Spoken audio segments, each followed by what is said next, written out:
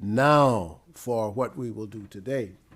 I am so happy I got chance to meet Yesenia Escobar Espita, who is an Afro Colombian professor, writer, lawyer, born and raised in Barranquilla, Colombia.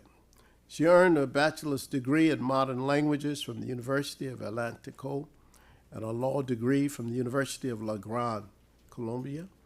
She holds a master's degree in literary studies from the National University of Colombia with a dissertation on Afro Colombian writers, Candelario Obeso and Jorge Artel. Nowadays, she's a PhD candidate in the Spanish department at Temple University. Her research interests focus on Afro-Latin American literature, emphasizing women writers from Brazil, Colombia, and the Caribbean.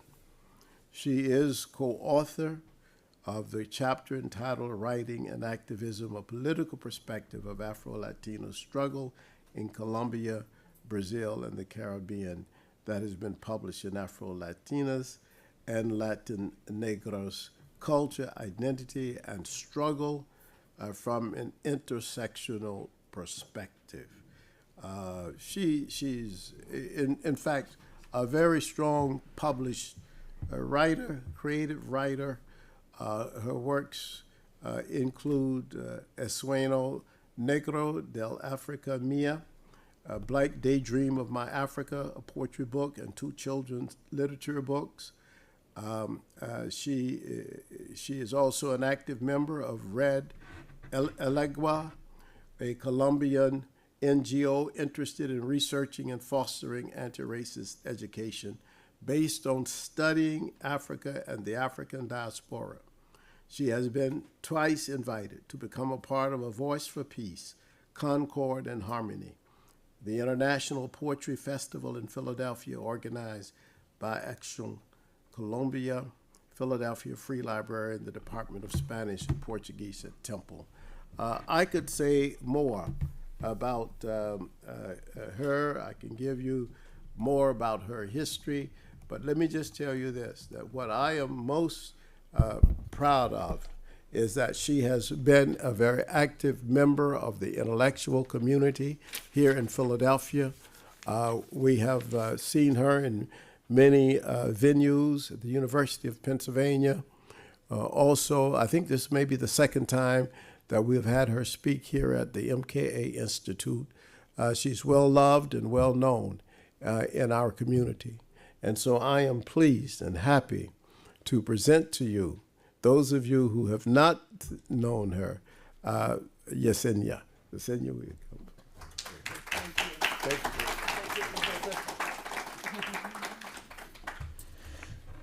Hotep. Wow. Thank you so much, Professor Molefi. Thank you to all of you for coming here to listen to my talk. I hope you enjoy it. And, well, I'm going to start by reading what I prepared for you, my presentation, Afro Colombian Literature, How Africans See the World in Colombia. I know that some people in Colombia is following me now in the channel, and I want to say hello. I hope to see you soon. And thank you for being here, even virtually. Well, I know you're expecting to start my lecture talking about words, but I will start talking about numbers. Why numbers? Because numbers also can tell us a story. According to global rankings, Colombia is the 5th country in the world with the largest African descendant population. It means that in South America, we have the 2nd largest population after Brazil.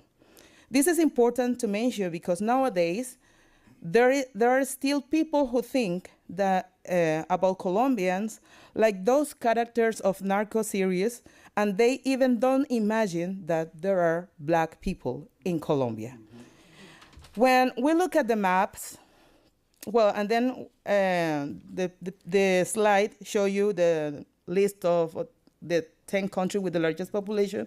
Then you can see that the first one is Brazil, the second one United States, the third Haiti, Dominican Republic, and then Colombia, and then the other ones. Okay, but then let's see the maps. And sorry, okay. If you, when we look at the maps, you will find Colombia there, yes, located on the northwestern corner of South America, bathed by the waters of the Caribbean Sea and the Pacific Ocean. Yes, the second map over there shows you the, well, distribution of most African descendant people in Colombia. However, despite it is a fact that, as is shown in the map, most African descendant people in Colombia is located on the Pacific coast. It's not true that there are so few in the rest of the country. So the first thing that I want to highlight is that even though in the map, according to statistics, is that most people or African people are on the Pacific coast, it doesn't mean that in the rest of the country there are not more Black people. There are African people everywhere in Colombia. So when we look at the next slide, you can see three important facts that are going to introduce my topic. First, we are divided into three different groups. Yes, I mean Black or Afro Colombian. Raizal is African descendant people from San Andres, Providencia, and Santa Catalina Island who speak a Creole language. And Palenquero, yes, is African descendant people from Palenque de San Basilio, a former Maroon town, who speak Palenquero, is a Bantu-based language mixed with Spanish. Okay, and then that's the first thing you see, no? The ethnic group. I mean, this Africa or Afro-descendant people in Colombia is divided into three groups. Yes, and also we have the different census. Yes, it's those is issued by the Agency in Charge of the Population Census in Colombia. There you will see that according to the DANE, the African descendant population in 2005 was 4,311,757. It means 10.62% of the population, in comparison to 2018 when it became 2,982,224. It means 6.76% of the population. These numbers take us to the third fact. Yes, there is a narration about a hypothetical reduction of our population in Colombia. Why is that possible? Because in Colombia, as in many other countries, people recognize themselves as part of a particular ethnic group. And because of the remnants of colonialism and the caste system, many people of African descent, especially those with less dark skin, don't self-identify with the ethnic group to which they belong. As you will see in the following slide, yes, both maps show the location of African descendant people census both in 2005 and 2018. In the map on the right, you can see the areas in which there was the greatest reduction or variation in the census population figures. Unfortunately, the Caribbean region where I come from and where I know there is a very high population of African descendants was one of the regions with the greatest population reduction. As you already know, all these numbers have a great impact on official budget for attending needs of our people. But the deepest impact is in the narrative created around those numbers.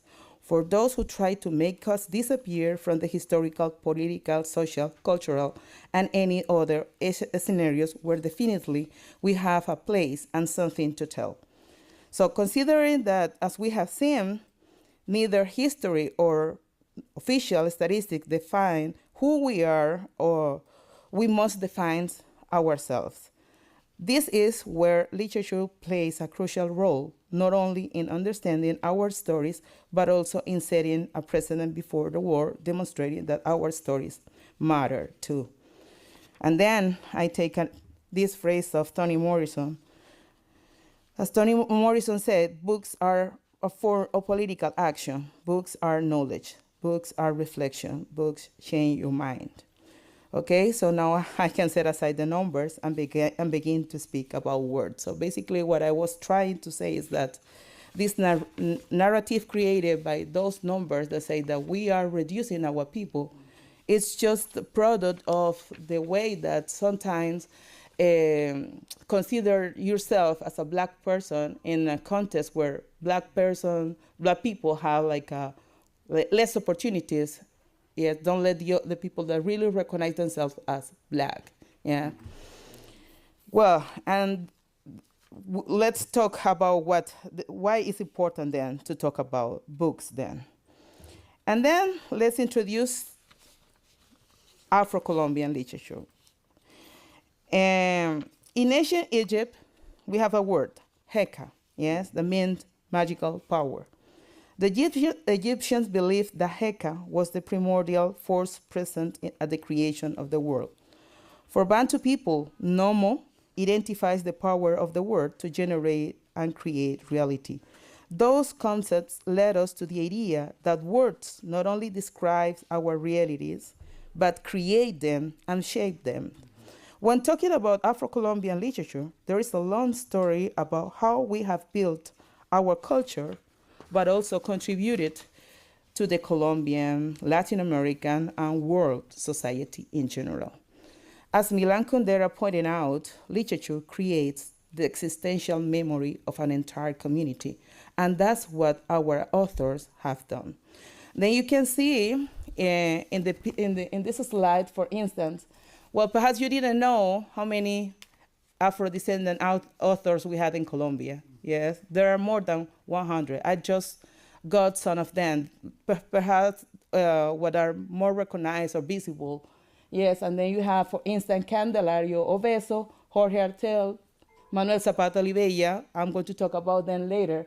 This is Edelma Zapata. Edelma Zapata is Manuel Zapata Olivella's daughter.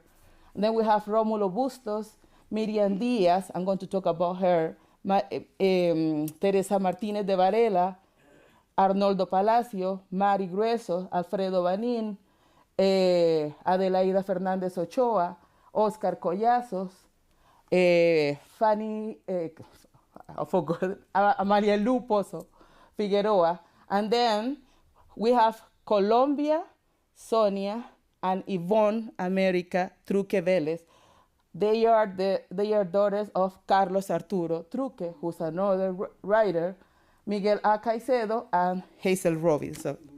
Yes, and those are just a few authors, yes, of the richest, authors that we have in Colombia, in the landscape of Afro-Colombian literature. But this is like the history of modern and contemporary literature. But our story began, yes, before. Dr. Alain Laosucan, an associate professor of Hispanic and African Studies and coordinator of African Studies program at Texas A&M University, asserts that in the literary realm, Afro-Colombian verse is not recent but dates to the era of slavery. Enslaved Africans resorted to poetry and oral chants to safeguard historical memory. African culture alleviate daily hardships and challenge the yoke of oppression. In the 19th century, the figure of the Black person as a secondary character appears in numerous works written by Colombians of European descent such as Eustaquio Palacios, Tomás Carrasquilla, and Jorge Isaacs. It was until the dawn of the Republic that Afro-Colombian written literature entered the world of national letters.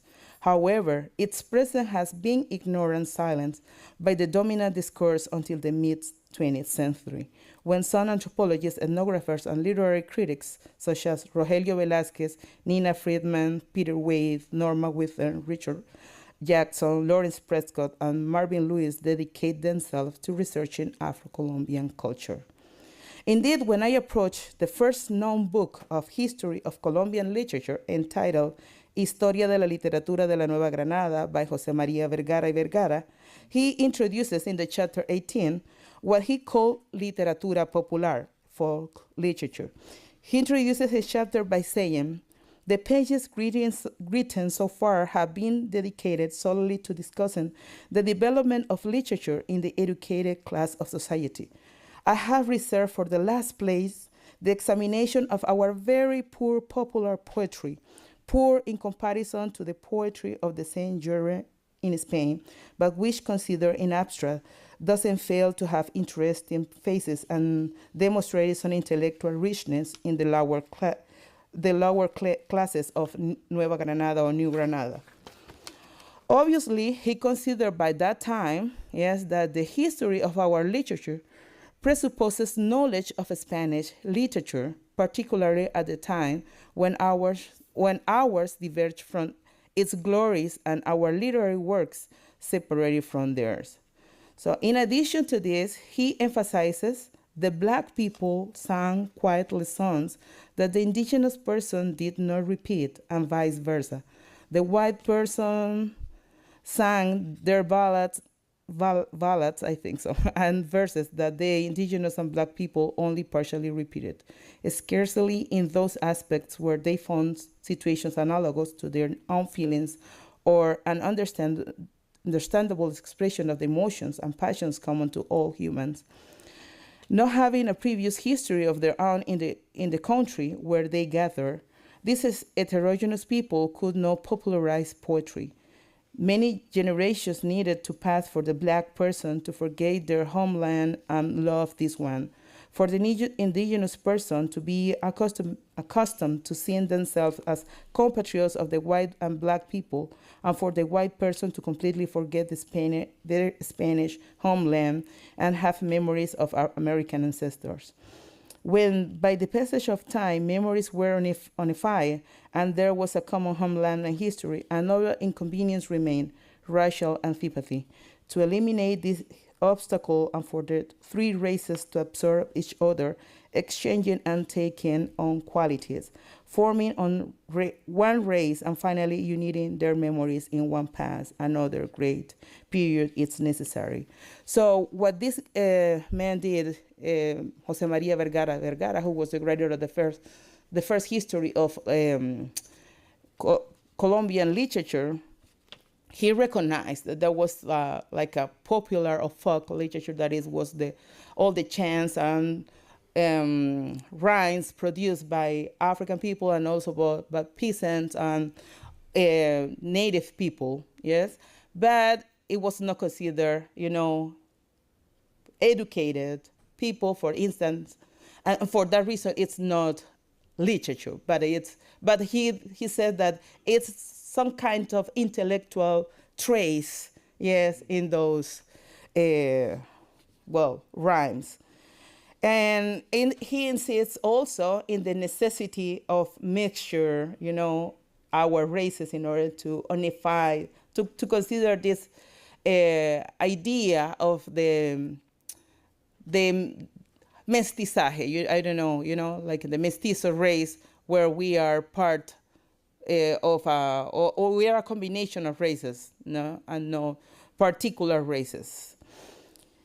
That it's a very romantic idea, but at the same time eliminate many things about our roots. Yeah. Well, unfortunately, that's the history of our ancestors taught to us in our schools, and even today, part of this narrative remains. That's why when we approach the 19th century and we read the canonic authors, we find, for instance, Jorge Isaacs and his novel Maria. Yeah, but we don't know about Candelario Obeso and his popular Sons of My Native Land. Maria was written between 1864 and 1867. It's a costumbrist novel representative of the Spanish Romantic movement. It may be considered as precursor of the criollo novels of the 1920s and 1930s in Latin America. The novel has several autobiographical elements, such as both main characters being natives of Valle del Cauca, or Efrain's departure to Bogota to pursue his studies. It has been claimed that Maria herself is based, at least in part, upon a cousin of the author. The Hacienda El Paraíso and its large slave population, both owned by Isaac's family, also figures largely throughout the novel. The location is currently preserved as a museum. It is striking that this novel is recognized for narrating the idyllic and tragic love of Maria and Ephraim, but other significant aspects of the novel are overlooked, describing them as pictorial or landscape-like. For example, the inclusion of the story of Nai and Sinar in the chapters 40 to 43, who were two enslaved African princes. The narrative not only reveals the past of these characters, but also the pain and tragedy of enslavement, thus deconstructing the inhuman nature of slavery. Moreover, considering the religious faith of the novel's character, this story also highlights the anti-Christian nature of slavery and the profound remorse in the Judeo-Christian sense of guilt that it generates in Ephraim's family due to their slave-holding status, even when the treatment they give to the slave is paternalistic. Well, so what we can see is that Maria is recognized more for the story of the white people who are protagonists of the story, but they forget a very important chapter about two enslaved people who were in the farm. Yes, well, fortunately, these characters serve as an inspiration for the writer Adelaida Fernández Ochoa to develop her novel La hoguera lame mi piel con cariño de perro, published under the title Afuera crece un mundo, by Seix Barra, which earned her the Casa de las Américas Award in 2015. Adelaida, from an Afrocentric perspective, made Nai a central character in her novel, giving her agency and protagonism. To rectify the system way the voices of Black women in foundational literature were omitted or silenced. But returning or going back to Maria, the novel also includes within this its romantic description of the landscape some of the verses sung by the boatmen of the Magdalena, while for critics these inclusions are plausible in Isaac's word. They were devalued in Candelario Obeso, the first Black poet of Colombia, who dedicated an entire book to foregrounding the experiences, feelings, and concerns of the Afro-descendant community in Colombia. But above all, to break with the format of the so-called cultured Spanish language, incorporating the phonetics of the dialect specific to the boatman into the writing of his poetry. Well, I will go over Candelario Beso, but I wanted to figure out with this introduction is that Afro-Colombian literature has been present since colonial times because African people refuse to forget their history, their identity, their culture, their knowledge, and they use all resources at hand to preserve their legacy to their descendants. And their descendants also have not only saved these memories, but enriched them by incorporating their voices into their new stories. So, however, the major problem faced by academics attempting to address Afro-Colombian literature is the lack of a solid framework proposing a theory for the analysis of Afro-Colombian literature. Moreover, there is a dearth of comprehensive historiography and literary criticism, both old and recent, to construct a handbook to navigate and inspire new studies in this field. Now stops with the critics, and let's focus on knowing some of the most relevant writers of Afro-Colombian literature. I must say first that there are more than 100 recognized authors, as I said at the beginning, in Afro-Colombian literature, including the contemporary. So I apologize because I will mention just some of them, and your homework will be to find the others. So let's start by Candelario Obeso, okay? Candelario Obeso, poet of Magdalena.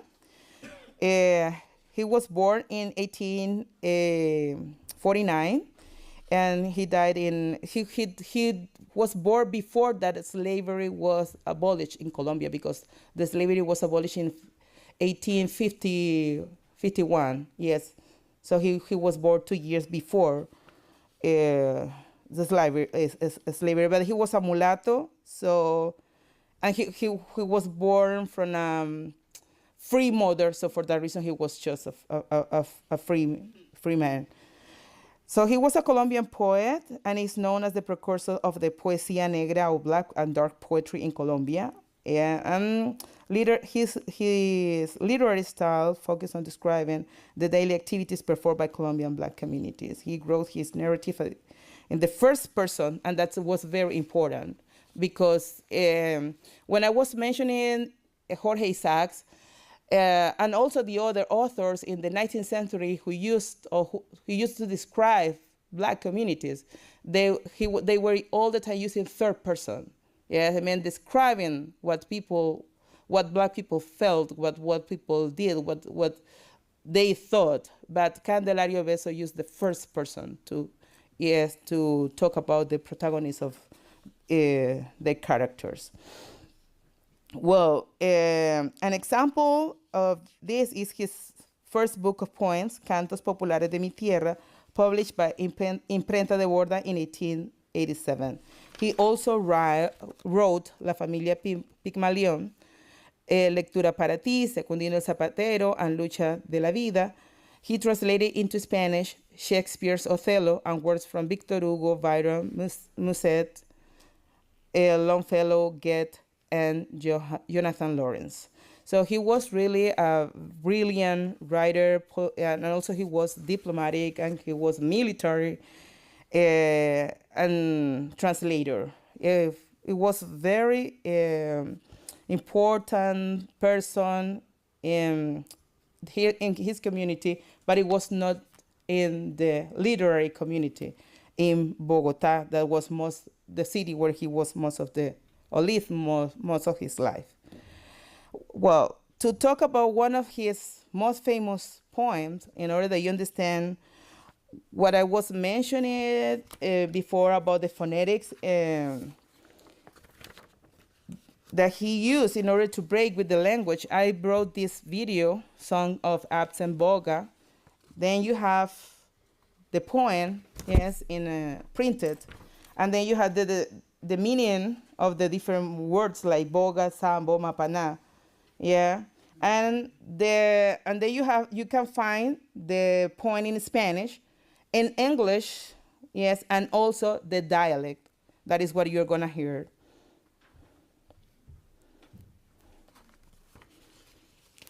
Qué triste que está la noche, la noche, qué triste está. No hay en el cielo una estrella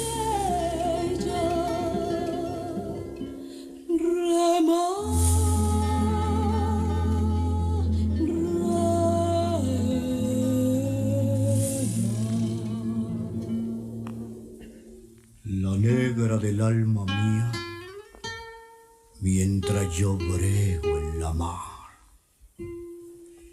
bañado en sudor por ella, guiará, guiará.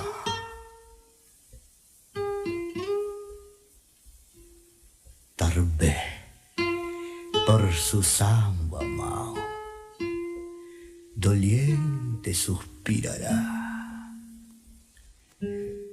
o tal vez ni me recuerde. Llorar, llorar. Qué triste que está la noche,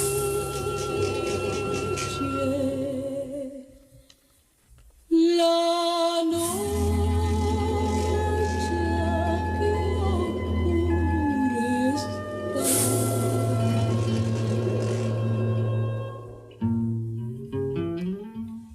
Las hembras son como todo lo de esta tierra en gracia. Con arte se saca el pez del mar, del mar. Con arte se ablanda el hierro, se roma la mapaná. Constante y firme es la pena. No hay más,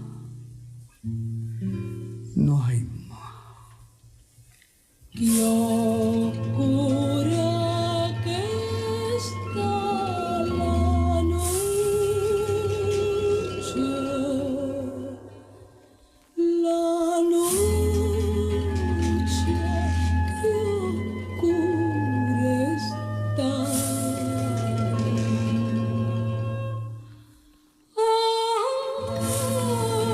Así la oscura la ausencia, rema.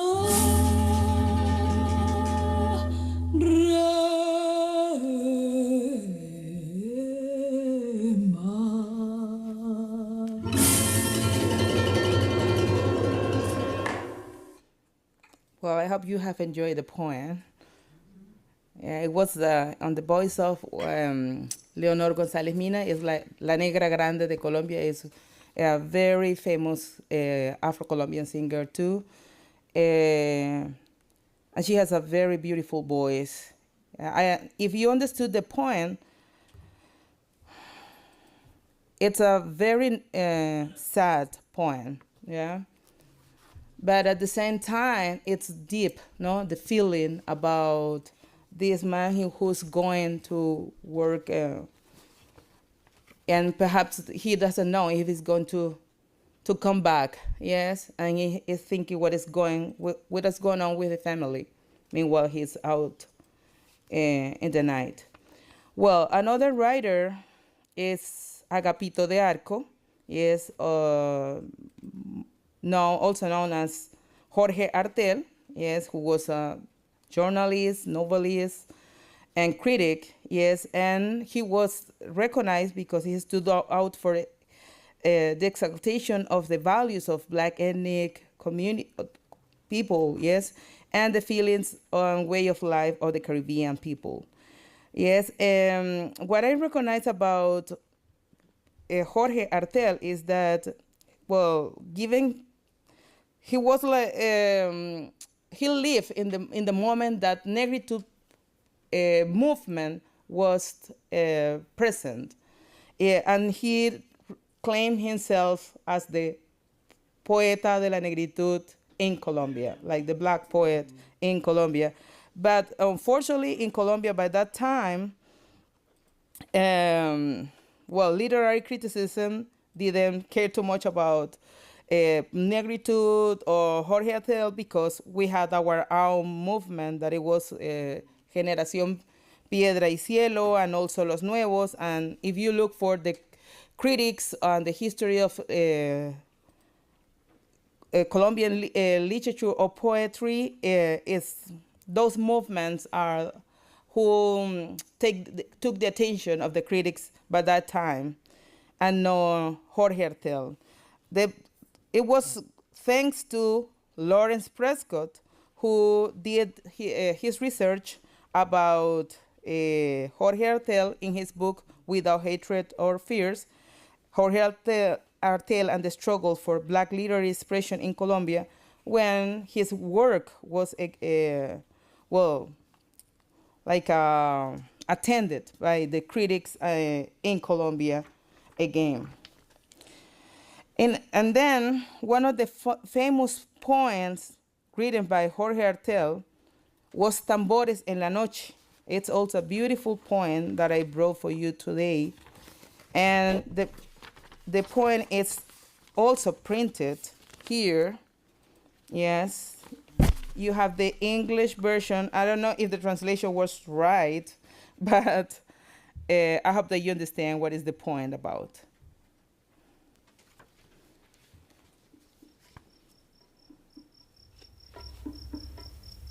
Tambores en la noche.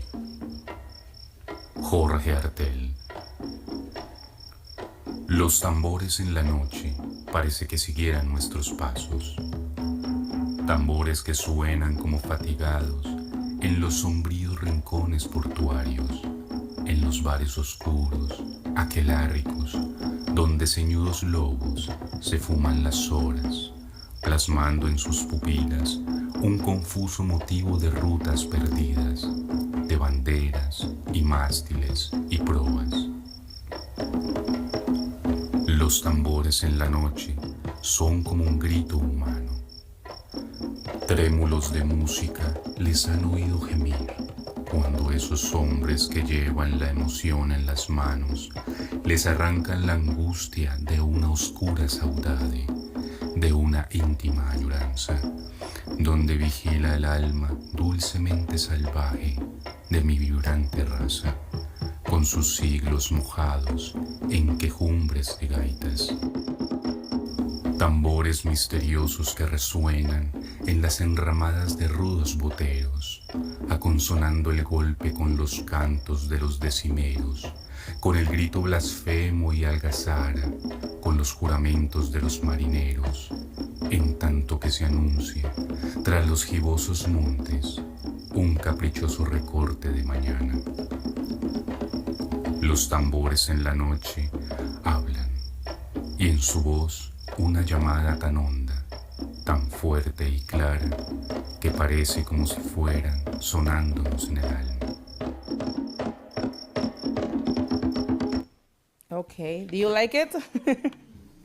Yeah, it's a beautiful poem too. I love Candelario Beso on Jorge Artel. And well, if you check the poem, he talks also not only about the drums that are very important in African communities, but also about the bagpipe. I don't know if I'm pronouncing very well. It's a guy that is an musical instrument from native people, yes, in Colombia, yes. So I mean, what we call indigenous people, yes.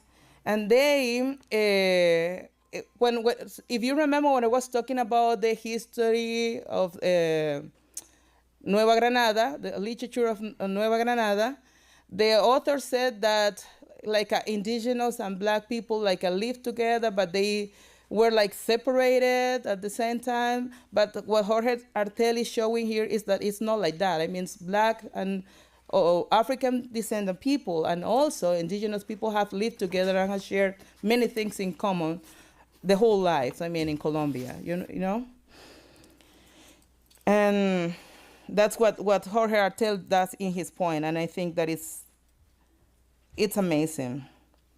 The other author, I'm not going to talk about all of them, so just a few of them. And I'm not going to read all the biography, but so I'm going just to mention some important things. The other one is Manuel Zapata Olivella, who was born in Lorica. We have someone here from Lorica.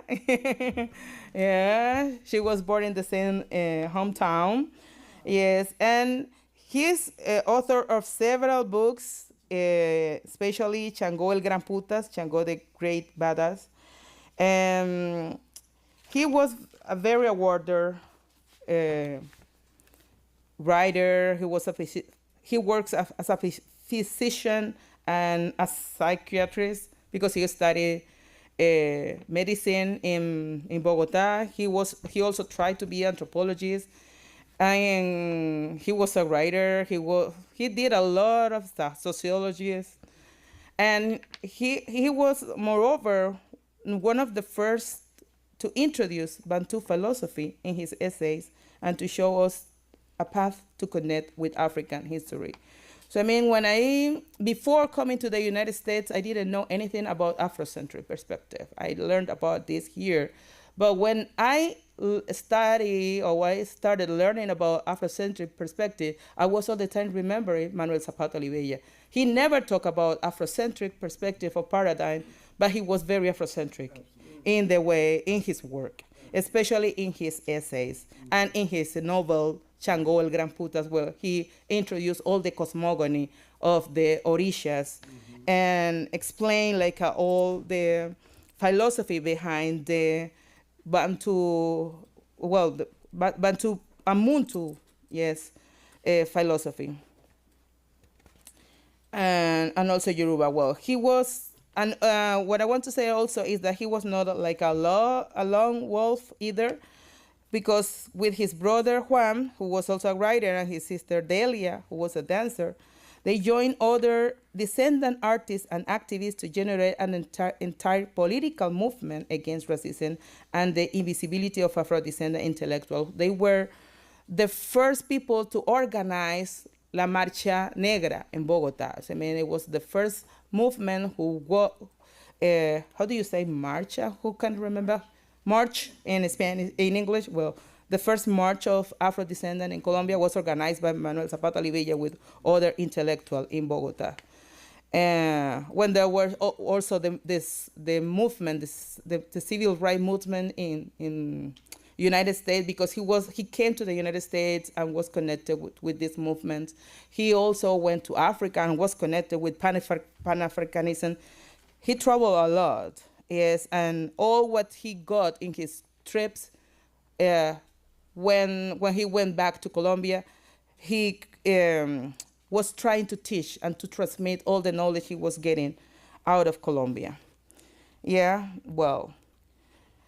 The writers that I mentioned before, I mean, Jorge Artel, Candelario Beso, and Zapata Olivella, they are from the Caribbean coast. But we have also the Pacific coast. Yes, some people think that just there are writers in one coast, or because perhaps some of them are very famous, but no, we have a lot of people in the Pacific coast that are also recognized outside, yes, and in Colombia. And one of them is Teresa Martinez de Varela. She was the first women, or Black women writer in Colombia. She was born in 1913, and she died in 1998. And it's very curious that she was known because she was the mother of Jairo Varela, who was the founder of a salsa group named Grupo Nietzsche. And everybody knows who was Nietzsche and knows her as the mother of Jairo Varela's mother, but know her as a writer. Yes, and it's important to mention that it's just she was rediscovered in 2009 when Ursula Mena de Lozano, I don't know if she's watching or following me at this moment in Colombia, but thanks for doing it. Yes, some of her works were collected in an anthology published by the Ministry of Culture in 2010, please. Sorry. She is now regarded as one of the pioneering voices to bring African identity in Colombia into the literary landscape of the country, and one of the primary intellectuals of her era. Yes, so, well, that's Teresa Martinez de Varela. The other one, well, I mentioned that Carlos Arturo Truque, yes, was a very important storyteller. Yes, he was born in 1927, and he died in 1970. And as I mentioned before, he was very, very important, not only for being a recognized and awarded writer, but also because his daughters have been also extraordinary and award-winning poets.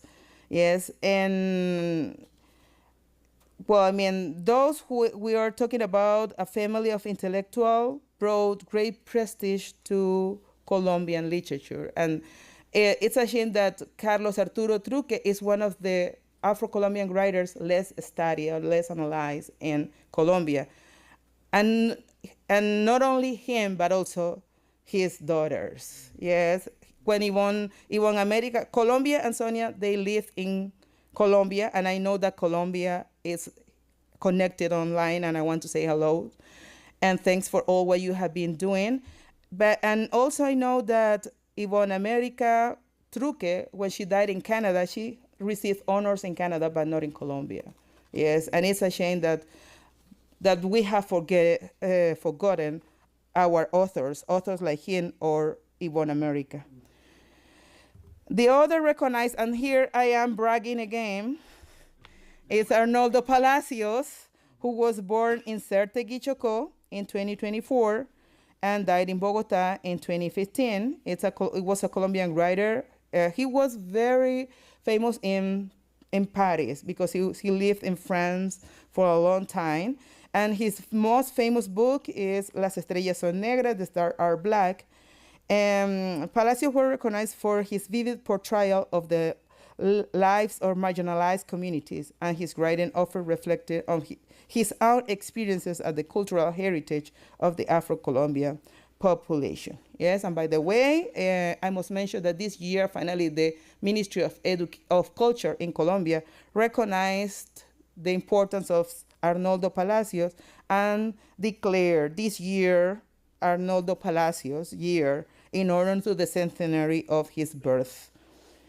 Well, to start closing, I must also recognize that despite that struggle, Afro-Colombian authors to be published, read, recognized, and visible, valuable efforts and initiatives have been made to promote their works, such as the Afro Colombian Literature Book Collection. This collection of 18 books published in 2010 by the Ministry of Culture of Colombia can be freely downloaded online. And here you can find novels, short stories, poems, and even oral literature from both the Colombian, Pacific, and the Caribbean coast. The books are in Spanish, of course, except for those by indigenous writers like, or Raizal writers like Benito Robinson Ben and Hazel Robinson, which include translation into Creole language. So, I mean, well, I am all the time criticizing, you know me. Yeah, and then even though there are not enough works about Afro-Colombian literature, yes, there are some efforts that have been doing from 2010 specifically, because this collection of books was like a gate that was open to a new reading of the Afro-Colombian literature. So it was very important, this publication, because from this moment, people started reading again those authors, and new authors were interested in publishing their books because they realized that there were people interested in reading them, that it was before this collection of books, there were not too much interest in people for reading Afro-descendant writers. And that's a very important point to mention about this collection of books. That's why I'm talking about it. And in this collection, for instance, there is a book of Hazel Marie Robinson Abrahams that is one of the authors that I'm working in my dissertation at this moment. I'm working about Afro Latin American writers, women writers from Brazil, Colombia, and the Caribbean. And from Colombia, I'm studying Hazel Marie Robinson Abrahams, who's basically a storyteller. And what is important about her, that she tried to change the perspective that we have about San Andres, Santa Catalina, and Providence, that people in Colombia just look at San Andres like at the island, the paradise for vacations. Yes, and then because it's the island for vacation, they just go for tourism, and they don't care about what is the history or what is or what is happening with people in San Andres Island. So what she does is to narrate the real life of people, the experiences of people in San Andres, and also she put on the map the Creole language. I mean, in Colombia, we speak Spanish. Yes, it's like the official language, but there are 65 indigenous languages. There is a Romani language, there is a Palenquero language, there is a Creole language, and many people don't know that we have 68 languages in total in Colombia, in addition to Spanish. So when she writes and she uses Spanish and Creole, it's telling us we are here, and we speak another language that is also part of Colombian diversity. And it's the same that Miriam Diaz Perez does. She's a Palenquero, she's an ethno-educator, bilingual writer. She writes also in Palenquero and Spanish language. She's another of the authors I'm studying at this moment. And as well as the other is also an activist. And then you say, why most of writers are also activists? Because we are not only telling stories, we are not writing fiction, we are not just expressing feelings.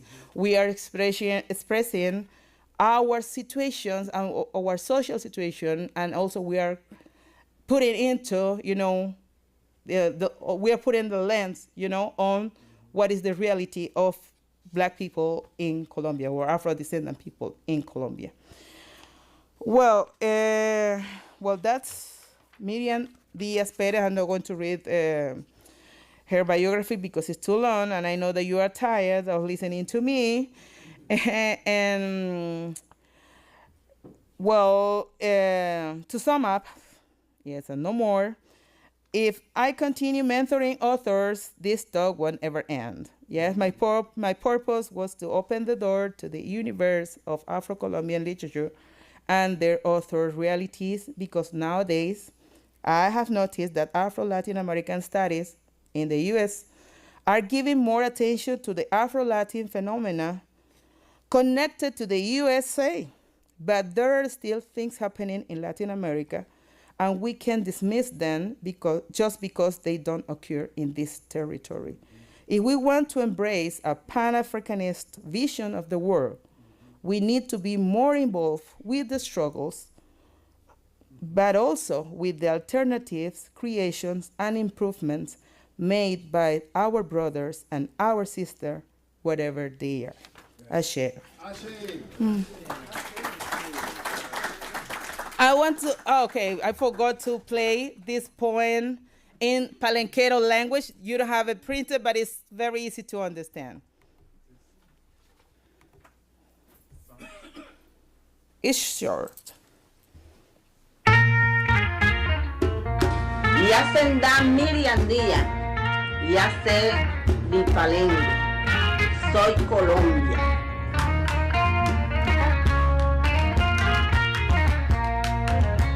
Ya sé africana o colombiana. Y el palenque y el cumí. Ya sé mandinga, ya sé bantú. Yeri Manubio Carabalí. Ya sé Masai, Yeri Nigeria. Y Mozambique, Santo Tomé. Ya sé Irinca, ya lo comí. Ya sé Yoruba, Carabalí.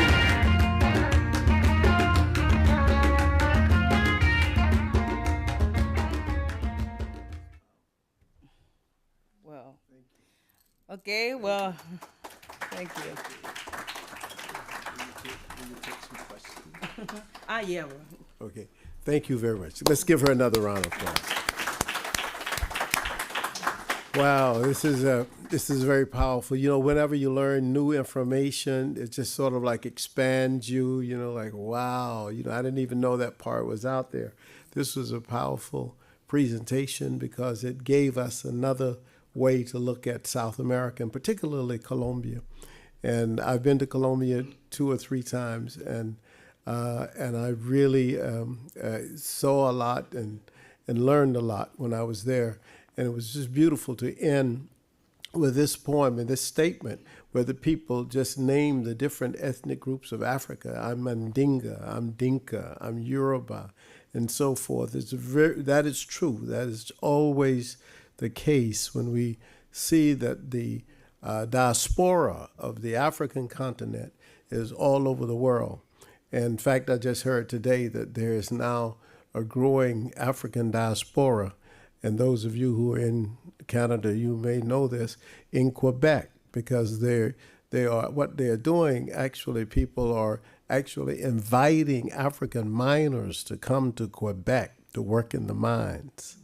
Now, one of the things that this means is that ultimately, just as I found out when I was in Moscow, the Russians were saying what they wanted to do was to bring at least 25,000 Nigerians to Russia every year, because part of the problem, as Tukufu Zuberi explained to us, is the low birth rate is going on in Europe. And so where is their growth rate? The growth rate is in the continent of Africa.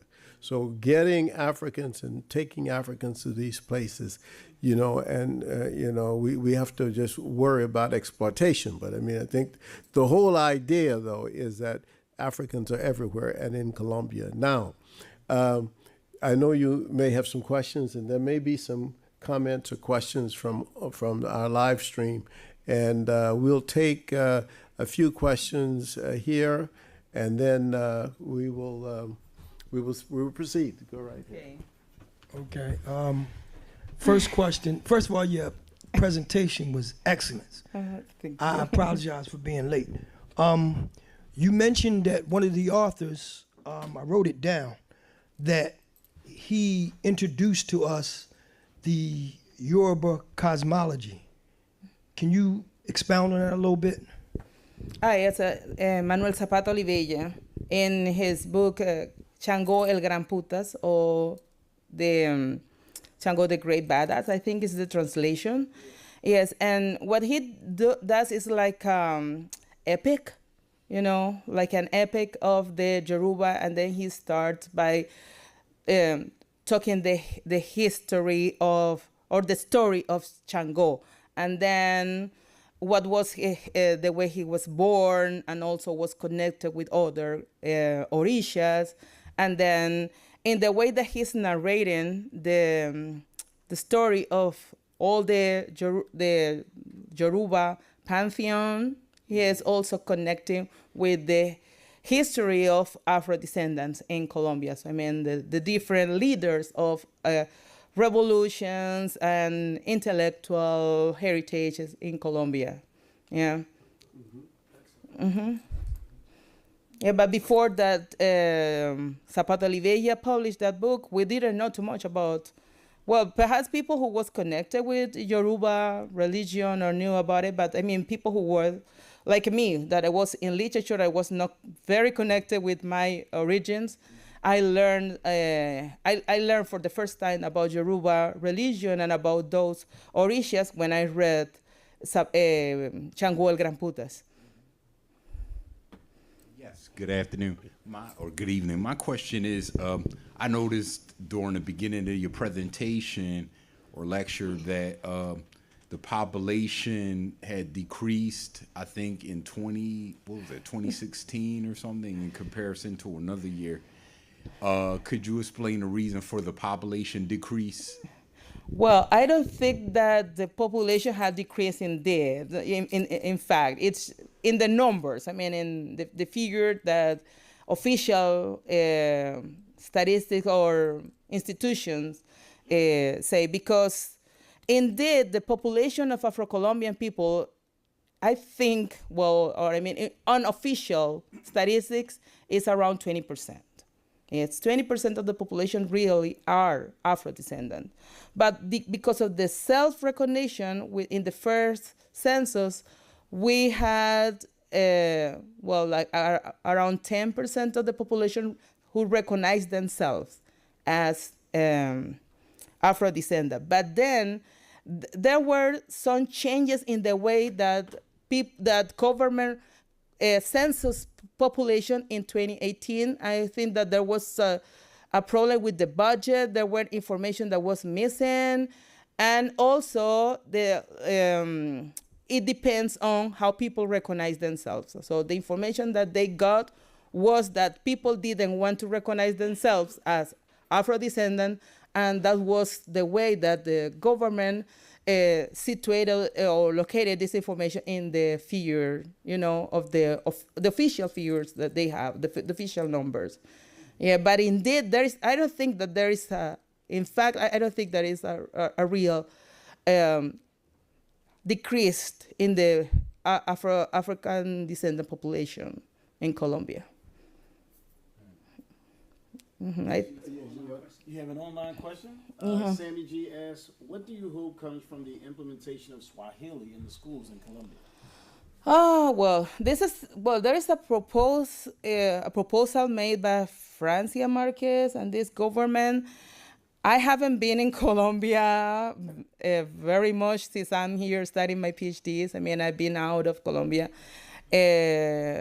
since this government started, and I don't know. I really don't know how this project it's going on. Yeah, but I know the idea with this policies is that we have more connection with African countries in order to get, well, I don't know, collaborations, scholarships, or any opportunities for trade or whatever. So, I mean, more active connections with African countries instead of countries from North America or Europe. That was the idea, and that's and the idea is to get that more people travel also for tourism from Colombia to Africa, and that was this idea of teaching Swahili in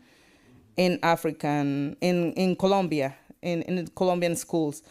But I really don't know how this project is going on because unfortunately I haven't been very connected with these political issues in Colombia since I'm trying to survive here. Yeah, Yesenia, gracias, loca.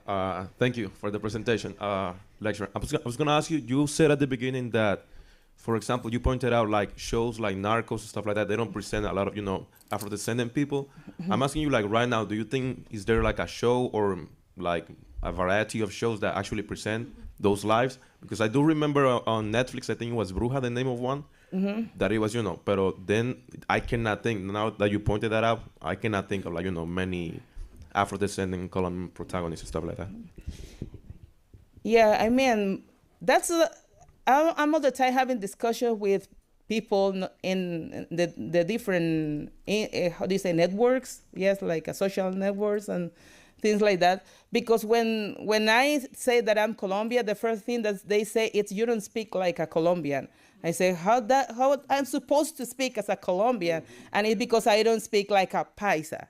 I mean, it's because it's what most people know now about Colombia is because of Pablo Escobar or narco series, and that's what the TV shows, because unfortunately those kinds of series are what sell a lot, yes, and well, TVs are streaming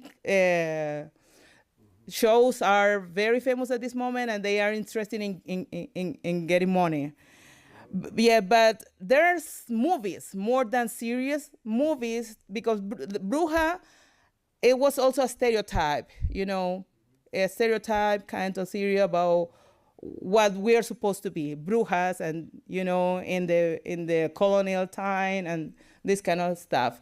But for instance, Choco, it's a good movie that show you the reality of Colombia. Well, at this moment, I don't have in mind all the movies, but I can tell you later, but there are a lot of movies, independent movies, yes, independent producer movies, filmmakers who talk a lot about Choco and about the reality of Black people in Colombia. Thank you. Thank you very much. Thank you very much.